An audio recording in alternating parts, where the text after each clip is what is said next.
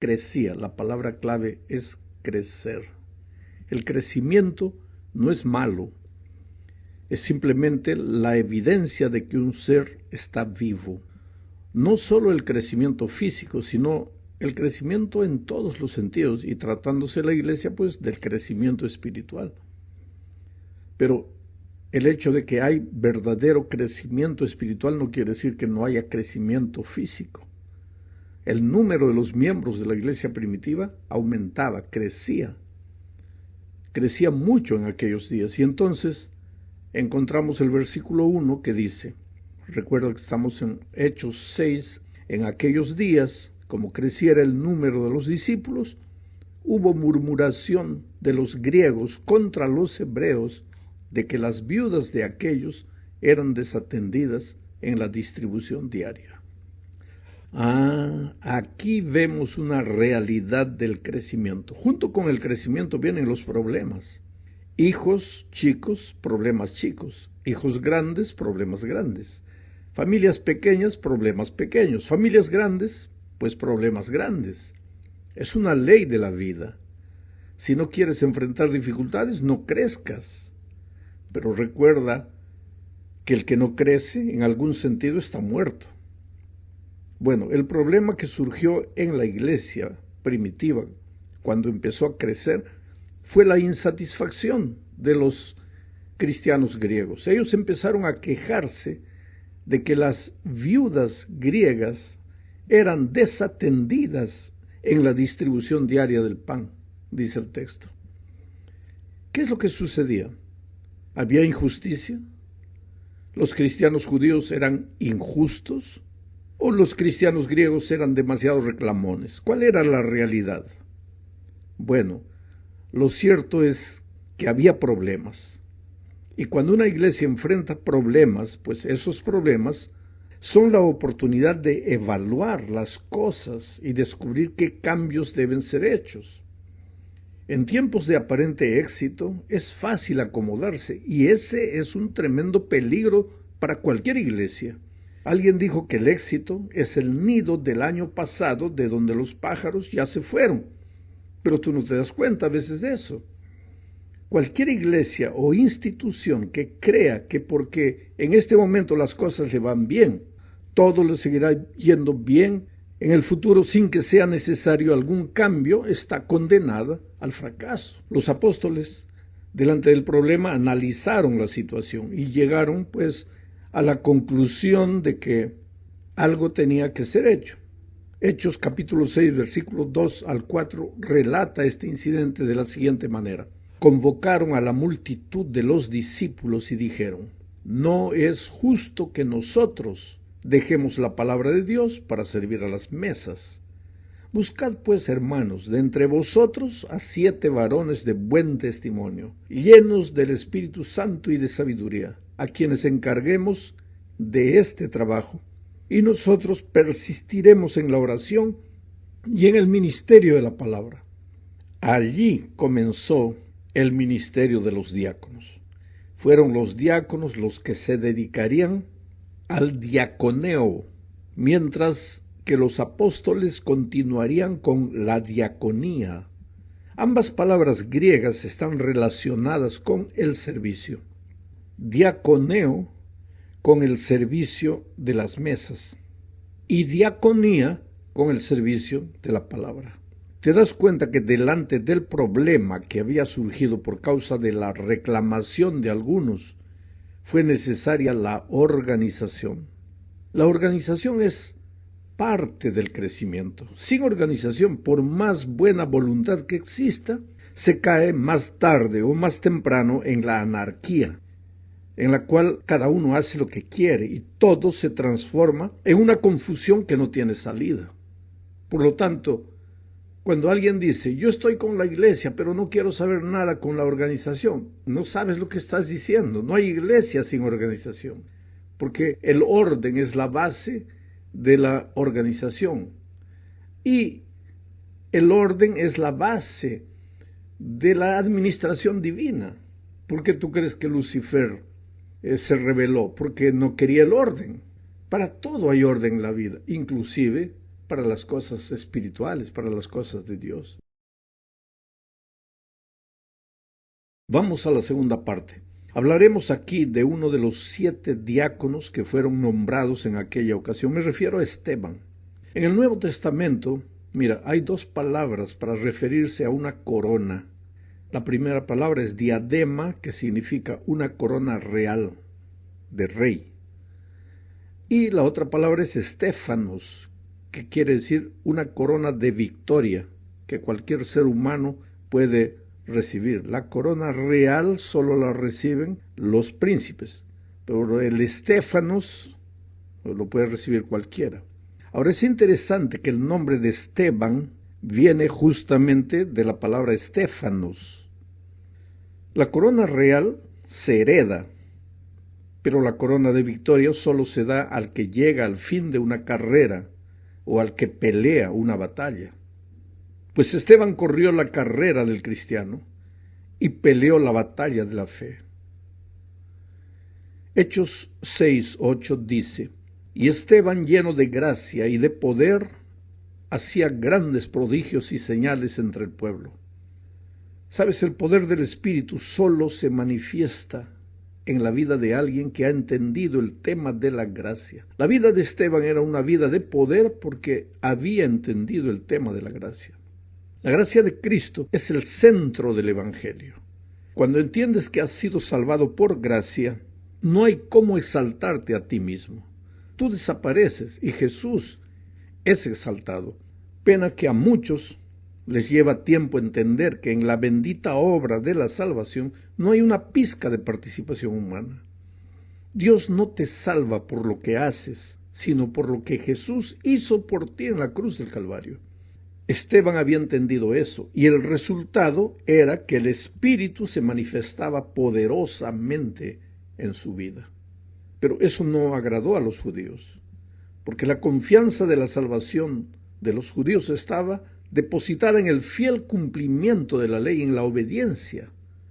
Ahora, el hecho de que tú crees en la gracia no quiere decir que la obediencia no tenga sentido, pero es un error fatal creer que la obediencia es la base de la salvación. Pues entonces, como los judíos no entendían eso y Esteban predicaba la gracia, ellos se levantaron contra Esteban. Hechos 6:9-11 narra el incidente de la siguiente forma. Entonces se levantaron unos de la sinagoga llamada de los libertos y de los de Cirene de Alejandría, de Cilicia y de Asia, disputando con Esteban. En Cilicia estaba Tarso, la ciudad de Pablo, de Saulo de Tarso. Continúo leyendo. Pero no podían resistir a la sabiduría y al espíritu con que hablaba, se están refiriendo a Esteban. Entonces sobornaron a unos para que dijesen que le habían oído hablar palabras blasfemas contra Moisés y contra Dios. Voy a explicar un poco para que entiendas lo que estamos leyendo. En aquellos tiempos vivían judíos de varias naciones, cada uno en su propio barrio, y algunos de sus grupos étnicos tenían sus propias sinagogas. Los libertos, que son mencionados en el texto que acabo de leer, eran descendientes de los judíos que habían sido cautivos en un tiempo, pero que ahora eran libres del poder romano. Se llamaban libertos. Fueron estos los que dirigieron la campaña contra Esteban y lo llevaron ante el Sanedrín. Vamos ahora a la tercera parte, porque aquí veremos a Esteban ante el Sanedrín. El siervo de Dios estaba allí, siendo acusado de blasfemar contra Dios y de decir que las ceremonias del Antiguo Testamento ya no tienen valor. Y no tenían mismo, porque todo aquel ceremonial judío tenía como propósito llevar la mente de los adoradores judíos a Cristo. Sin embargo, ellos estaban tan amarrados al ceremonial que tomaron eso como motivo para acusar a Esteban. El capítulo 7 de Hechos presenta el sermón de Esteban. Este sermón es el más largo del libro de los Hechos de los Apóstoles. En este sermón Esteban recapitula toda la historia de Israel. Menciona las contribuciones hechas por grandes personajes judíos destacados como Abraham, Moisés, David, Salomón. Solo que este sermón es más que un relato de hechos conocidos. También es una refutación a las acusaciones que se levantaban contra él. Y también es una revelación de los pecados de Israel. Esteban usó las propias escrituras de los judíos para probar que la nación y sus líderes eran culpables de pecados peores de los que ellos estaban imputándole a él, a Esteban. ¿Qué pecados eran esos? Primero, los judíos interpretaron incorrectamente las propias raíces espirituales.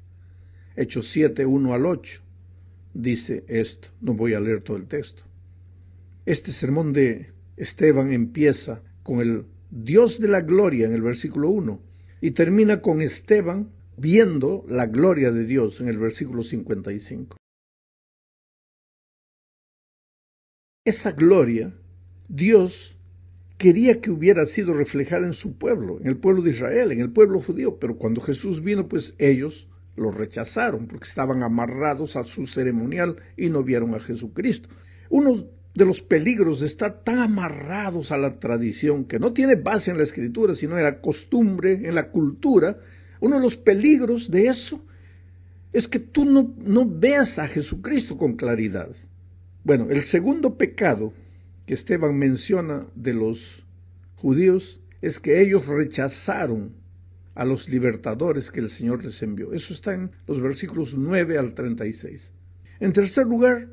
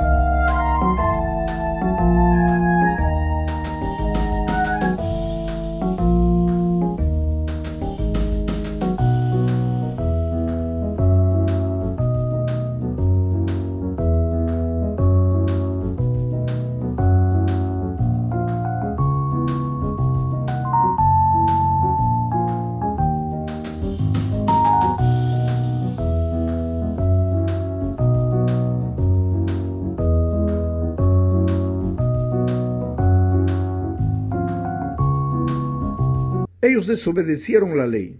Versículos 37 al 46.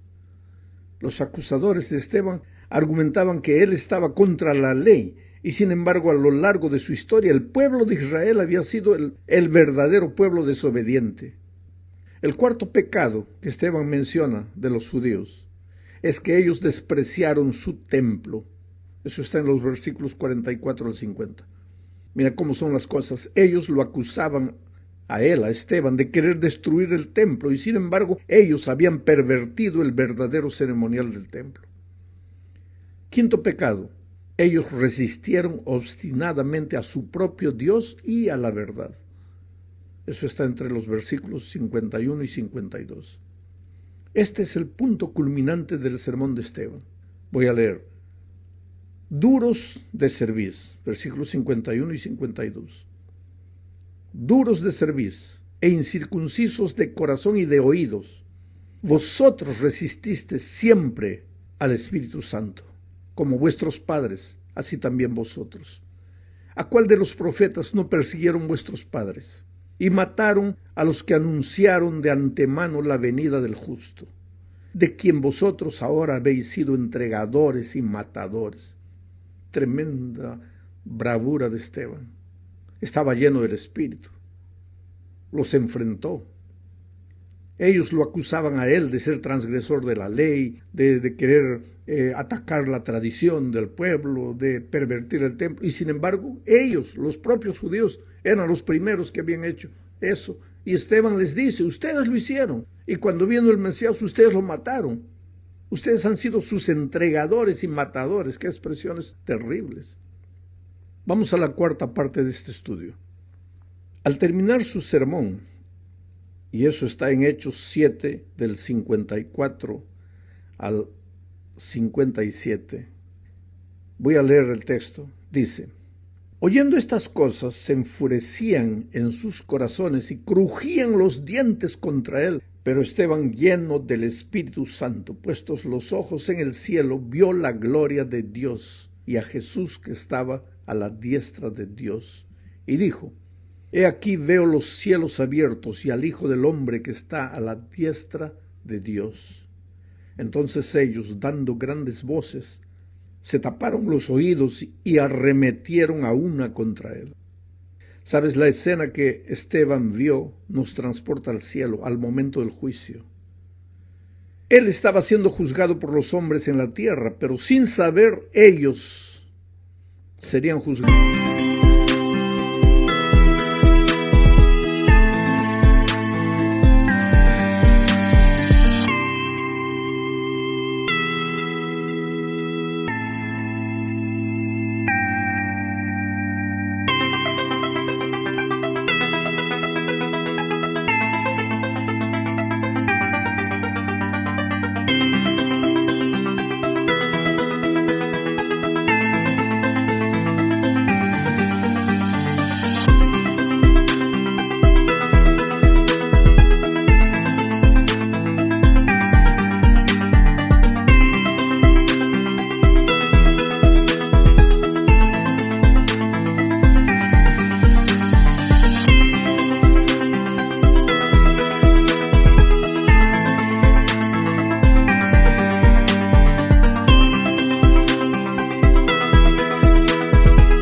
Un día por Dios en los cielos. Percibe que Esteban era un predicador cristocéntrico. Su mensaje todo fue centrado en el rechazo del pueblo a su único Salvador Cristo. Pero su último mensaje es el tema del santuario y del juicio investigador. El texto dice: pero Esteban, lleno del Espíritu Santo, puestos los ojos en el cielo, vio la gloria de Dios y a Jesús que estaba a la diestra de Dios, y dijo: He aquí veo los cielos abiertos y al Hijo del Hombre que está a la diestra de Dios. Ahora yo te pregunto, ¿tiene para ti esta escena algún parecido con esta otra escena narrada simbólicamente por Daniel 7, 9 y 10? Voy a leer.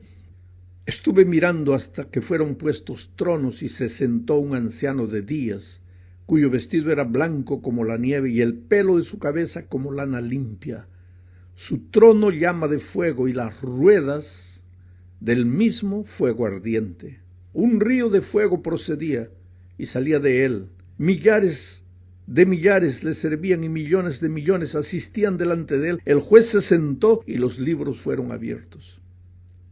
¿Qué parecido tiene esto que Daniel escribió con lo que Esteban mencionó en su último sermón antes de morir?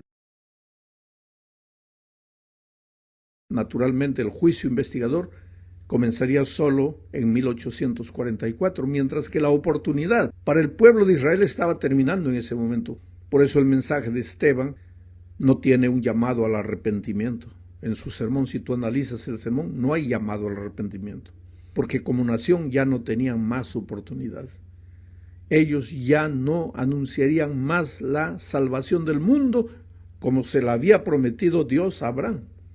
A partir de ese momento, los mensajeros del Evangelio al mundo ya no serían los judíos. Como pueblo, serían los seguidores de Jesús. Judíos o gentiles, pero seguidores de Jesús. Ellos deberían abandonar Jerusalén y dar testimonio a todo el mundo, testimonio del Evangelio. Sin embargo, los judíos podrían salvarse, claro, pero individualmente, ya no como nación. Por eso Esteban oró. Hechos 7, 59 y 60 dice: y apedreaban a Esteban, mientras él invocaba y decía: Señor Jesús, recibe mi espíritu. Y puesto de rodillas, clamó a gran voz: Señor, no les tomes en cuenta este pecado. Y habiendo dicho esto, durmió. Y esa oración intercesora fue respondida poderosamente. Porque aparentemente, ¿quién diría que aquel movimiento de agresión estaba siendo dirigido por Saulo de Tarso, a cuyos pies colocaron las ropas ensangrentadas de Esteban? Y algunos días después, ese Saulo se convierte como resultado, entre otras cosas, de la oración de Esteban en el último momento de vida. Llegamos ahora al fin de este comentario, hablando sobre la propagación del Evangelio a partir de ese momento. ¿Sabes? La muerte de Esteban desató una tremenda persecución contra la iglesia cristiana de aquellos días. Pero la historia ha demostrado que es en la persecución y en las dificultades que la iglesia crece. A lo largo de mi vida, en diferentes países, he visto que cuando la iglesia entra en crisis por algún motivo, no voy a especificar este o aquel motivo, pero cuando la iglesia entra en crisis es ahí que crece, porque es en el dolor que la iglesia testifica. Por donde quiera que los cristianos eran esparcidos en aquellos días, testificaban de Jesucristo. Y la iglesia crecía, ya no solo en Jerusalén, sino donde quiera que los cristianos iban huyendo de la persecución. Hechos 8, 1 y 3 dicen: y Saulo consentía en su muerte, en la muerte de Esteban. En aquel día hubo una gran persecución contra la iglesia que estaba en Jerusalén, y todos fueron esparcidos por las tierras de Judea y de Samaria, salvo los apóstoles. Y Saulo asolaba la iglesia, y entrando casa por casa, arrastraba a hombres y a mujeres, y los entregaba en la cárcel. Saulo entraba casa por casa. ¿Por qué? Porque la iglesia de aquellos días se reunía en las casas. Saulo sabía que si destruyese a la iglesia en las casas, destruiría a la iglesia como un cuerpo. El diablo también sabe eso. Tal vez por eso hoy día entra en la cabeza de muchos hermanos para no aceptar el plan de los grupos pequeños, que nada más son la iglesia de casa en casa, casa por casa. Bueno, siguiendo adelante con el capítulo 8 de Hechos, veremos que se destacan dos incidentes. Primero, la predicación de Felipe en Samaria. Muchos samaritanos se convirtieron, muchos se bautizaron, y la iglesia de Jerusalén, cuando oyó la noticia de que la obra estaba creciendo en Samaria, envió a Pedro y Juan a ayudar a Felipe en ese trabajo de evangelización. Al regresar de vuelta a Jerusalén, Pedro y Juan pasaron por otras ciudades samaritanas pequeñas predicando a Jesús y con muchos buenos resultados. En este capítulo 8 también se narra la conversión del eunuco etíope. Quiere decir, el evangelio había salido de las fronteras de Israel y se estaba esparciendo por otros países y lugares, samaritanos y etíopes.